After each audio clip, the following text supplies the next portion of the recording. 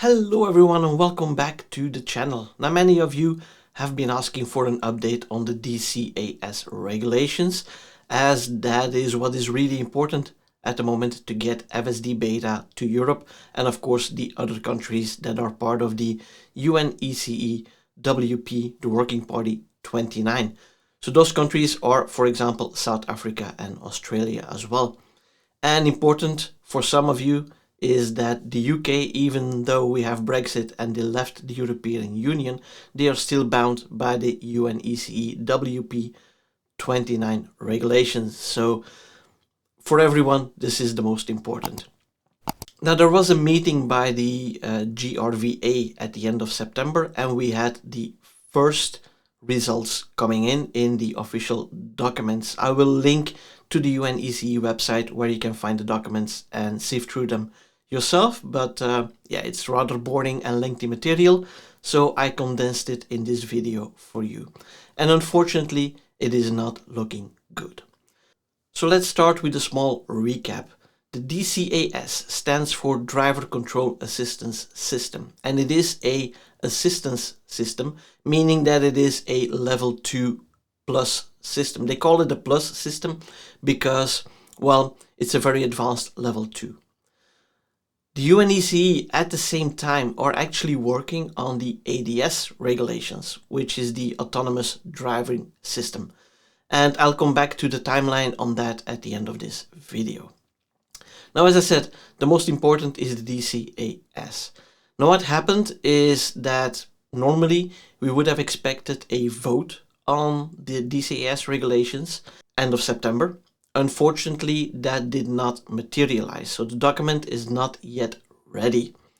Now, to put some things to rest and some conspiracy theories to rest, it is Germany, France, the Netherlands, the UK, and the European Commission in general that are supporting this regulation and putting forward this document.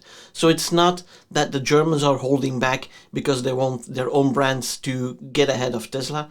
That is definitely not the case. There is still some lobby work being done behind the scenes, that is true, but in terms of this regulation, everybody wants to move forward with this one.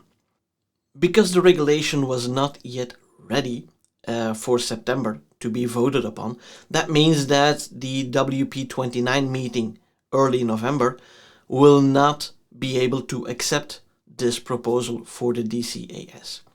So that is kind of a bummer, because that means that January 2024 is out of the question for getting FSD beta to Europe and the other countries within WP29. So that's again once more postponed to a later date. Now, which date will that be? Well, what they are currently trying to do is to get a document ready for January 2024 for the GRVA meeting. Now, to get that document ready, it needs to be submitted way in advance. So that means that I believe it's by the end of October that the document should already be submitted. So that only leaves a couple of weeks for them to fully complete that document. I think that's a big task and a big ask for the UNECE to accomplish that. Because of that, Germany, the UK, and the European Commission in general are actually proposing to split the regulation into driver initiated, which would then be a subset that could be voted upon in January, and the system initiated part, which would be voted upon at a later stage. Now, I don't think that's a very good idea, because driver initiated is very limited in functionality, and I don't really see, personally at least, I don't really see an advantage of having that over what we currently have. I mean, the DCAS regulates everything from city driving to highway emergency lane that needs to be created, but also, for example, roundabouts. And I don't see a driver initiated hands-on roundabout being done by the car.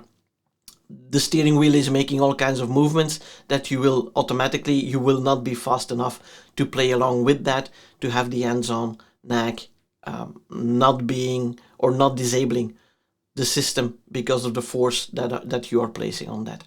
So I don't think that's a good idea. It is just a proposal, right? It's not yet a decision to do that. So still we can have a little bit of hope that it will actually be the full set. Now, even if it is the full set and it is voted upon, and it is positively voted upon in January 2024, the next WP29 meeting is already in March. Probably that will be too late to submit the documents for the March session.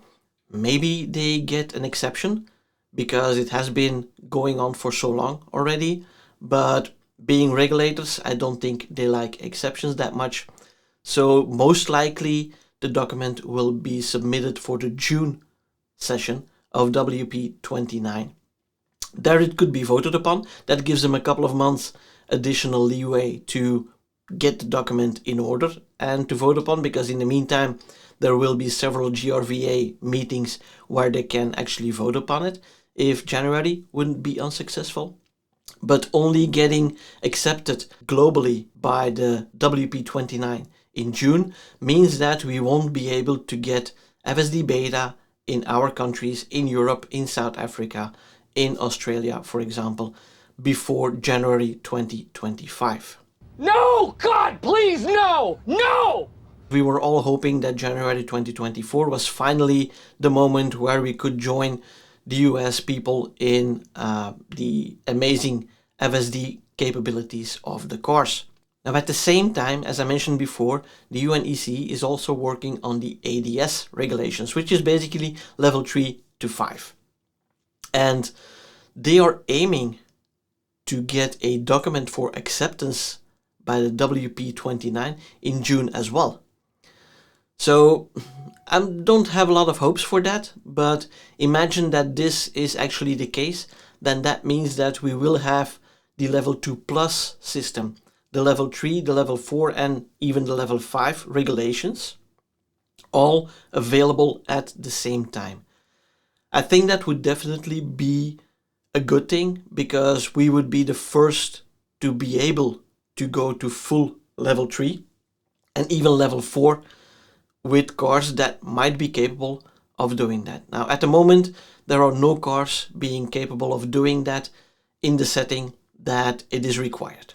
So you do have Cruise, you do have Waymo, for example, in the US, but those are level 4 systems. They are not even level 5 because sometimes they need to be get out of trouble. The problem with those systems is they are very much geo-restricted. So take a Waymo taxi, which is doing really great in some areas in the US. Take that taxi, bring it to Europe or bring it to an entire different city in the US, and the system will fail completely because it is relying on HD maps and all that kind of stuff. Tesla's approach is to be able to, or to try to be able to get a global solution and to have that global solution with AI, so you can put it anywhere on the road and the system should work. Now, of course, you have a difference between the navigation in the US and navigation in Europe. You don't have the maps and that kind of stuff, but those are basically side systems that the self-driving system uses. But it would be awesome that for once Europe would be ahead of the US in these regulations and in the capabilities. Whether or not Tesla will actually hand over the controls to the car and render the driver also as a passenger at that point and take full responsibility for the car, I'm not sure that Tesla is going to do that anytime soon. Also for the ADS systems, there will be a big emphasis on redundancy, which Tesla currently doesn't have for all the systems. So for example, the sensor suite at the front, yes, you have redundancy. For the side cameras, for the rear viewing camera, in the side view or in the side repeaters, those are just single points of failure at the moment, and that would reduce the capability of the car if one of those would actually fail. Now we're jumping ahead already here to level 3 while we're still waiting for level 2 plus, the DCAS, and I really hope that in January we can actually have a vote on the entire regulation, and maybe March, but I'm more expecting the June WP29 session to actually adopt the regulation. I just want to mention one last point, and that is that the GRVA vote is the most important thing that needs to happen. Usually when the GRVA votes positively on a proposition, then the WP29 session is just a formality. So there you have it, not the news that I wanted to deliver to you guys, but we do still have a sliver of hope that maybe in March it will be accepted and mid-2024 we can have it. But as said, I would just put my focus on January 2025 to get FSD beta finally in Europe. If you liked the video, as usual, give it a thumbs up and don't forget to subscribe to the channel and make sure you click that little bell icon so you don't miss out on any new videos. And for now, thanks for watching. See you guys in the next one. Bye bye.